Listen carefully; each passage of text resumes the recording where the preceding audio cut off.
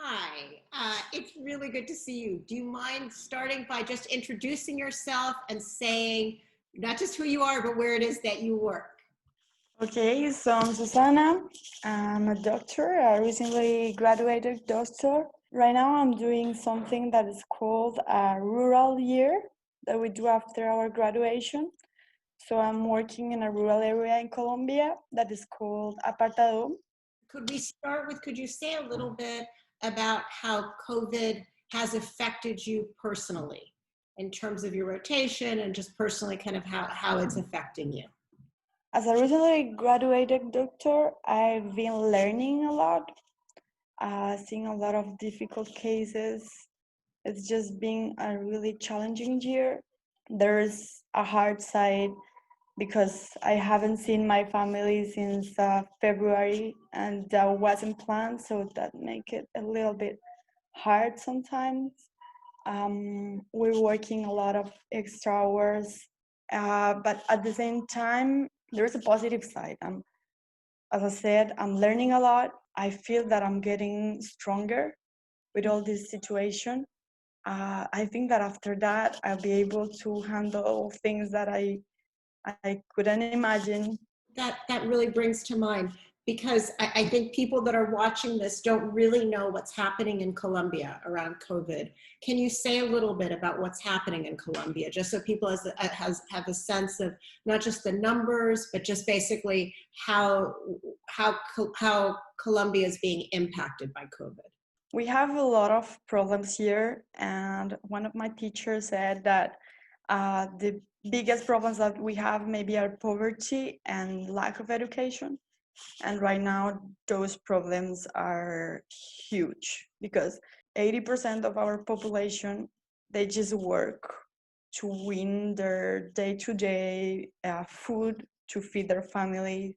They don't have a formal work. And now with the pandemic, they just can't work to feed their families. So we're seeing this poverty bigger and bigger every day. In the health side, we just don't have enough hospitals, we don't have enough doctors, we don't have enough intensive care units.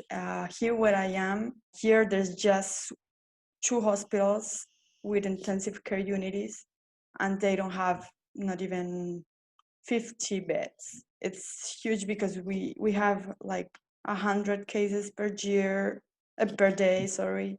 100, And wait, 100 new cases per day come to the hospital? here, just here. And it's not a huge area, so that's a lot.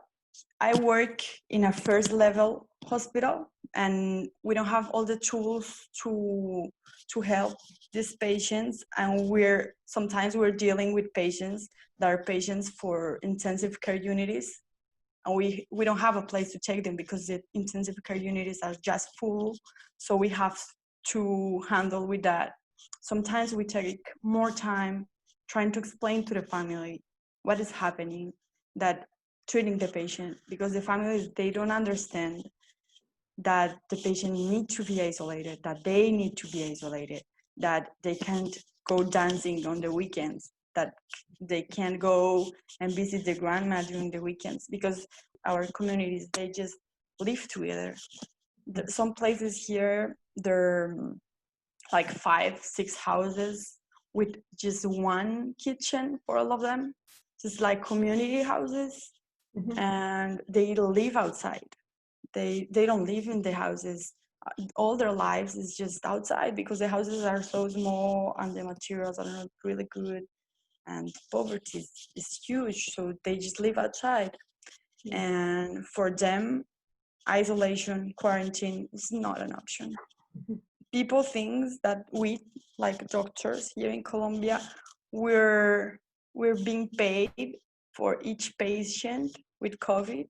When you get a patient, they said, you want to say that it's COVID because they pay you if you say that. So they don't want to tell us that they have COVID symptoms. They deny everything because they think that we having benefits because of that. And it's hard.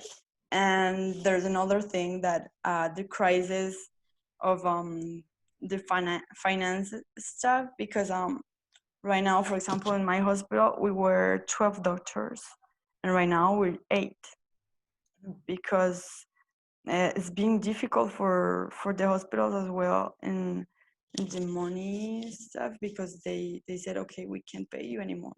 We're not getting, we're just getting COVID.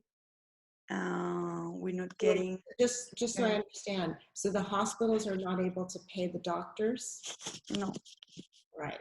And in terms of your access to PPE, in terms of being able to protect yourself, do you feel like you have the equipment you need to be safe? Yeah, I do. That's a good thing. We do have all the equipment that we need to stay safe. And so I guess a bigger question then is when you think kind of over the long term, and when you think about the community that you're working with now, I mean, how do you think COVID is going to impact this community kind of going forward, this very poor, very rural community? Education is gonna be a problem. It's being a problem. Wi-Fi here is a dream. The students here, the kids here, they don't have access to Wi-Fi, and the classes are being online, so they're not studying. They're not all this year. The kids are not studying. Just maybe here that I'm in the center of the the kind of urban area of this rural space. So here maybe 2 or 3 schools are giving classes, online classes that children are able to attend. I hear you, and I think about, you know, when you were going to to this rural area. This is before COVID, right? So there was going to be a lot that you were going to learn, but now it's like COVID in many ways has defined kind of how you understand what it means to work in a hospital.